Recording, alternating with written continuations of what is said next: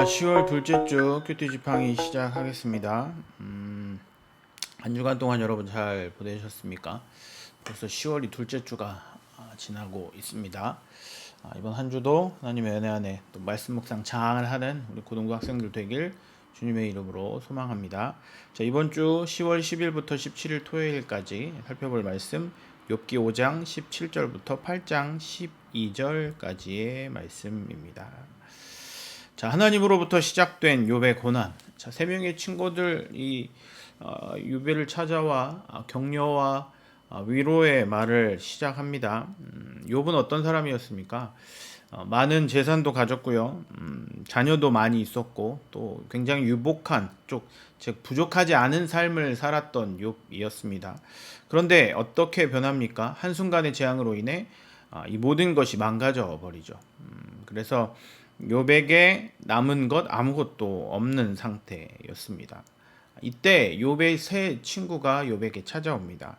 자, 엘리바스, 빌닷, 그리고 소바 세 명의 친구들이 찾아와서 맨 처음에는 7일 동안 아무 말 없이 그냥 친구 옆에서 같이 슬퍼하고 있는 겁니다. 그러면서 친구들이 욥에게 충고하고 또 욥이 대답하는 그런 장면으로 욥은 구성되어 있습니다. 우리가 집중해서 봐야 할 것, 욥을 묵상하면서 봐야 할 것은 욥에 당한 고난이 아닙니다. 그건 그냥 단지 하나님이 욥에게 주신 것을 하나님이 없애신 것뿐입니다. 그런데 그것을 반응하는 세 명의 친구들 그리고 욥의 그런 관점들을 우리가 살펴봐야 합니다. 욥이 가지고 있던 관점 그리고 세 친구들이 가지고 있는 각각의 관점, 하나님을 인식하는 관점이 그 질문과 대답을 통해 말을 통해 성경 말씀을 통해 드러납니다. 근데 이것이 한 가지의 전제가 없으면 친구들의 말이 맞고 욥의 말도 맞아요. 이 한 가지의 관점이 무엇이냐면 바로 하나님이 욥에게 고난을 주셨다는 그 관점이죠. 그래서 욥은 하나님을 원망하기도 합니다. 친구들도 하나님을 원망하기도 해요. 그런데 이 둘의 관점이 조금 다릅니다. 그래서 한 가지 관점, 즉 욥에게 고난을 주신 분은 바로 하나님이시다라는 관점을 가지고 친구들의 말과 욥의 말을 대조해보고 그 말을 이해해보면 누가 틀렸는지 누가 맞았는지 이해할 수 있을 겁니다. 먼저 첫 번째, 자, 엘리바스의 충고 마지막 부분이 오늘 이번 주에부터 묵상할 말씀입니다. 자, 엘리바스는 욥에게 하나님의 징계라고 말합니다. 자, 여기서부터가 하나님의 징계라고 말하는 이 시작부터가 다르죠. 욥은 하나님의 징계를 받은 사람이 아닙니다. 정확하게 말하면.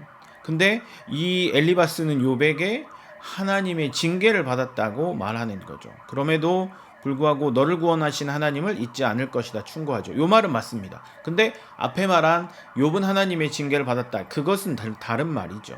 그래서 즉 우리가 좀 전에도 말씀드렸지만 그 관점을 잊지 않기를 욥을 묵상하는데 관점을 잊지 않고 잘 지켜나갔으면 좋겠어요. 자, 사실 엘리바스는요 욥의 고난을 객관적으로 판단한다고 이야기합니다. 원인이 있었기 때문에 결과가 있다라는 뜻이죠. 즉 재앙의 시작은 욥에게 있었다라는 겁니다. 그런데 이 말도 맞습니까? 아니에요. 재앙의 시작은 하나님으로부터 사단으로부터 있었던 거예요. 욥은 아무런 일도 하지 않았어요. 아무런 범죄를 하지 않았죠. 고난 당할 만한 죄도 짓지 않았어요.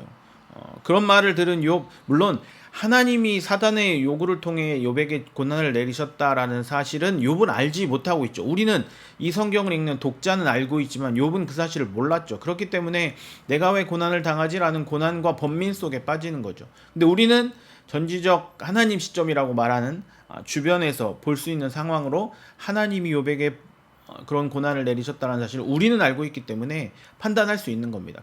그게 어떻게 보면 욥기를 읽는 재미 아니면 성경을 읽는 재미라고 볼 수 있는 거죠. 자, 충고를 하죠.